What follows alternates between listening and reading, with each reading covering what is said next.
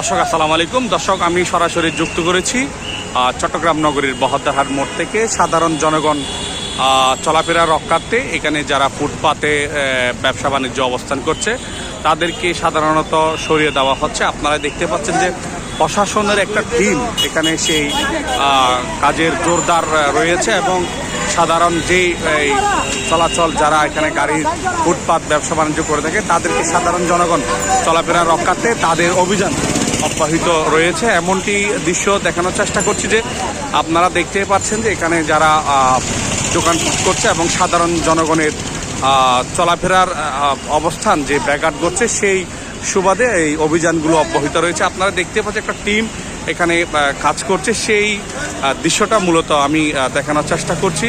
আপনারা দেখতে পাচ্ছেন যে প্রশাসনের একটা টিম এখানে কাজ করছে, সেই বিষয়টা আমি লক্ষ্য করছি যে আপনারা যেখান থেকে আমাদেরকে দেখতে পাচ্ছেন অবশ্যই লাইক কমেন্ট শেয়ার দিয়ে আমাদের এই ভিডিও সবার কাছে পৌঁছে দেবেন বলে আমি আশা করছি।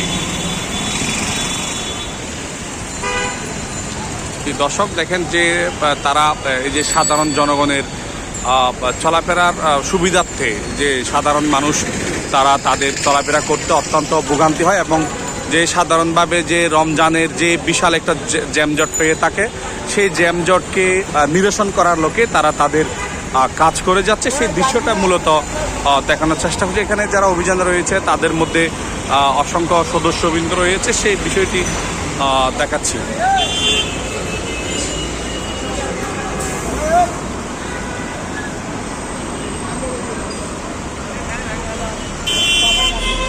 যদি এরকম নিয়মিত আমাদের সড়ক পরিষ্কার পরিচ্ছন্ন থাকে এবং কোনো ধরনের ফুটপাত না বসে তাহলে হয়তো সাধারণভাবে মানুষ তারা তাদের চলাফেরা করবে। এই যে দেখতে পাচ্ছেন যে তারা এখানে তাদের অভিযান অব্যাহত রয়েছে শুধুমাত্র জনগণের সাথে, জনগণ যাতে তারা তাদের সুনির্দিষ্ট রমজানকালে যে জ্যামজট হয়ে থাকে পুরা সড়ক, সেই সড়ককে পরিষ্কার পরিচ্ছন্ন এবং জ্যামজট মুক্ত একটি নগরী করার লক্ষ্যে মূলত তাদের এই অভিযানটি।